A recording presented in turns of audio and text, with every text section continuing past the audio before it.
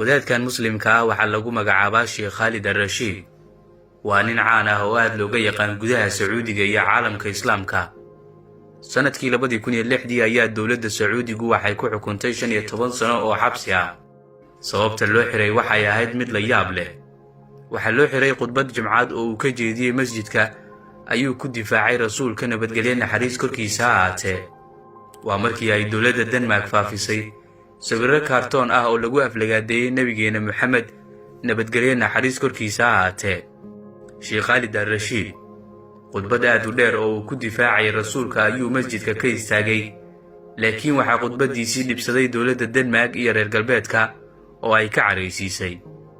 waxaana xigay in dowladda Sacuudigu ay xirtay Sheekh Khalid al-Rashiid, welibana ay ku xukuntay 15 sano oo xabsi ah. waxaa intaa ka darneed markii uu soo dhammaystay 15kii sano ee xabsiga ayuu yiri maxaad igu xukunteen kitaabkee. 18 sano oo kale oo xabsi ah ayaa loogu daray. haddaba warbixintan ayaan ku eegi doonaa xagee ayuu ku dambeeyay sheekha godobta laga galay iyo afka qabashada culimada Sacuudiga. muuqaalkana sii faafi. Sheekh Khalid al-Rashiid waxa uu ahaa wadaad islaam ah oo caan ku ahaa faafinta diinta Islaamka. waa nin guud ahaan laga yaqaan geyiga Sacuudiga iyo caalamul Islaam. agagaarka sanadkii 2006 ayaa dowladda Denmark waxay faafisay sawirro lagu aflagaadeeyay rasuulka nabadgelyo naxariis korkiisa ha ahaatee. waxaa dunida Islaamka ka dhacay dibadbaxyo waaweyn oo looga soo horjeedo arrinkaasi. Sheekh Khalid al-Rashiid oo ka mid ahaa culimada waaweyn ee Sacuudiga ayaa salaada kadib istaagay masjidkii uu imaamku ka ahaa, isagoona si carar leh uga hadlay gefka ay nabiga u geysteen dowladda Denmark. waxa uu beeniyey been abuurka ay ka sameeyeen, isagoona sidoo kale sheegay inay yihiin dad lunsan oo aan waxba u dhibi karin rasuulka nabadgelyo naxariis korkiisa ha ahaatee si kasta oo ay wax u soo dhoodhoobaan. khudbad aad u dheer oo ka careysiisay dowladda Denmark iyo reer galbeedka ayuu halkaasi ka jeediyey, laakiin wax aanan marnaba la filayn ayaa dhacay oo ilaa iyo haatan muslimiintu ay la fajacaan.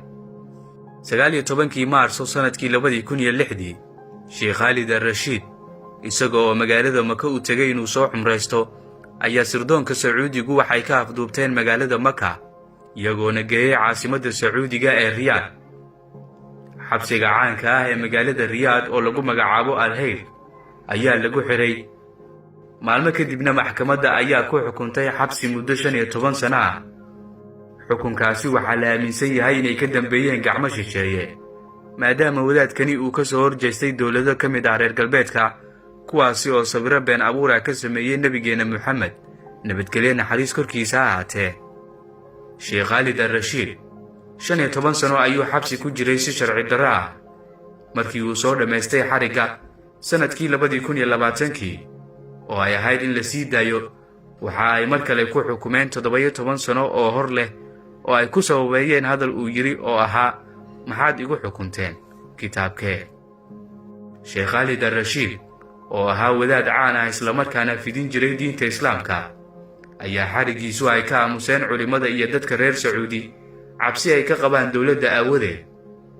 waxa uu tan iyo intii uu xirnaa la kulmayay jirdil iyo cadaab xabsiga dhexdiisa ah, sida uu sheegay walaalkiisa la dhashay. Sheekh Khalid khudbadii uu kaga jawaabayay gefka loo geystay nabiga nabadgelyo naxariis korkiisa ha ahaatee isla markaana uu ku beeniyey been abuurka reer galbeedku ay ka sameeyeen ayaa ay u xirtay dowladda Sacuudiga isagoo markaasi ku sugnaa magaalada barakeysan ee Maka.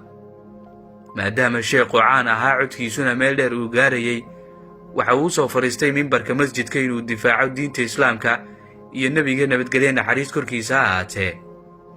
laakiin dowladdii Islaamka ahayd ee Sacuudi Carabiya ayaa loo adeegsaday xarigiisa.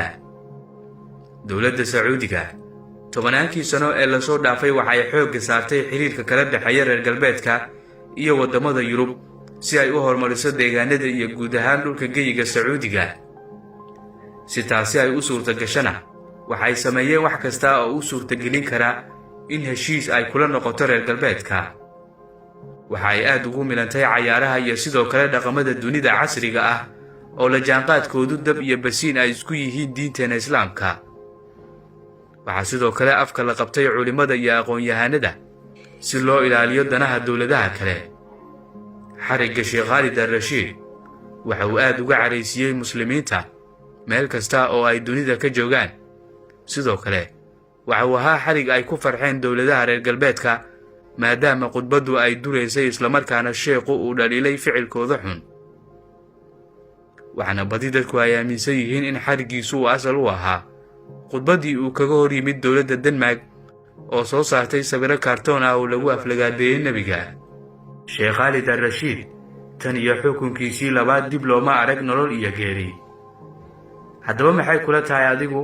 aragtidaada hoos nagula wadaag, muuqaalkana laag saar oo sii sheer garee. haddii aad nagu cusub tahayna ku soo bir